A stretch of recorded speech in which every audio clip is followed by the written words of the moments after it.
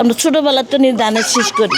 তো প্রথমে তো ভালোই মনে হয়, পরে তো খারাপ হয়ে যায়। আমি একে ভালোবাসি, আমার কথা হলো একটা, বিএনপি আসুক, জাতীয় পার্টি আসুক, জেডি আসুক। কয়েকজনকে দেখেছি, এখন আমরা নতুন কাউকে চাইতেছি।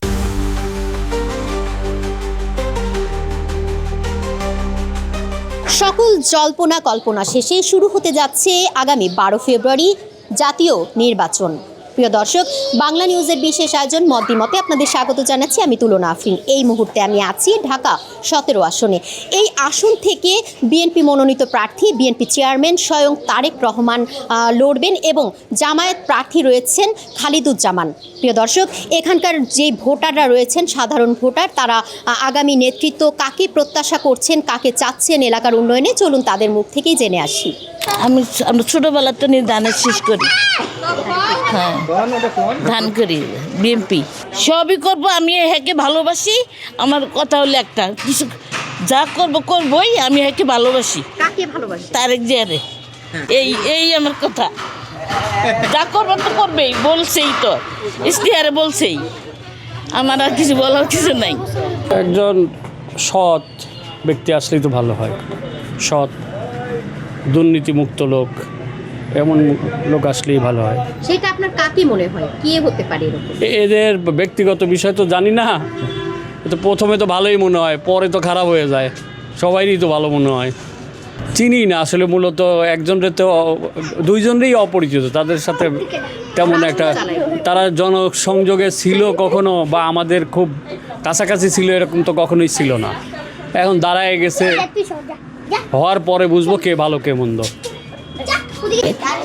আমি এই এলাকায় আছি প্রায় 20 বছর যাবত। তো এই এলাকায় এখন বর্তমান সিচুয়েশনে যদি তারেক রহমান আসে, বিএনপি সরকার আসে, আমার জন্য ভালো হয়, সাধারণ জনগণের জন্য ভালো হয়। সে মাদক বিরোধী কথাবার্তা বলছে, মাদক থাকতে দিবে না, রাস্তাঘাটের উন্নয়ন করবে, তারপর আপনার বস্তিবাসীদের জন্য উন্নয়নমূলক কাজ করবে। এই জন্য আমি তাকে চাই। বিগত দিনগুলোতে আমরা কয়েকজনকে দেখেছি, এখন আমরা নতুন কাউকে চাইতেছি, যে আসলে সব ধরনের তো বিগত এক্সপিরিয়েন্স মোটামুটি আমরা দেখেছি, কিন্তু আমরা চাচ্ছি যাদের এক্সপিরিয়েন্স নাই তারা কি করে, তাদের দেখার জন্য আমরা অপেক্ষায় আছি আর কি। এনসিপি আর জামাত, ওনারা কোনো সময় দেশের চালানোর এক্সপিরিয়েন্স নাই, তো তাদের এক্সপিরিয়েন্সটা কেমন সেটা দেখার অপেক্ষায় আর কি। বাকি দলগুলোর তো আমরা দেখেছি এরকম তারা দেশ চালিয়েছে। আমাদের এই এলাকাটা সবচেয়ে বেটার, মানে ঢাকা সিটির ভিতরে সবচেয়ে ভালো এই এলাকাটাই। আমাদের এই এলাকার মধ্যে কোনো গ্যাঞ্জাম নেই, কোনো কিছু নেই। যে কোনো দলই আসুক, আওয়ামী লীগ তখন তো নাই, বিএনপি আসুক, জাতীয় পার্টি আসুক, জেডি আসুক, আমাদের এই দলটা এই এলাকাটা খুব ঢাকা 17 আর 18 একটা নিরাপত্তা এলাকা আর কি। আমাদের তো তারেক সাহেব আসলে উন্নত করতে পারবে আর কি। তার কাছে কি কি প্রত্যাশা করবেন? তার কাছে কি, হ্যাঁ এই ভালো জানে আমাদের এলাকার মধ্যে, এটা হলো ঢাকা সিটির মধ্যে সবচেয়ে মেন মাথাটা আর কি। যত সব এম্বাসি আছে, সব কিছু আছে, সব এই জায়গাটার মধ্যে আছে। তো এই জায়গাটা যেটা আসে সেটাই উনি যেটা ভালো মনে করে সেটাই করবে আর কি। জনগণের উন্নয়ন করবে, দেশ রাস্তাঘাট ঠিক করবে, এগুলোর জন্য তো দরকার এরকম সরকার। এলাকাতে তারেক রহমান, তারপরে খলিলুজ্জামান, আরও কয়েকজন পোস্টার আছে। আপনার কাছে কি মনে হয় কোন দলটা আসলে এখানে উন্নয়নটা ভালো হবে? এটা এখন বলা যায়, এখন এটা বলা যাবে না।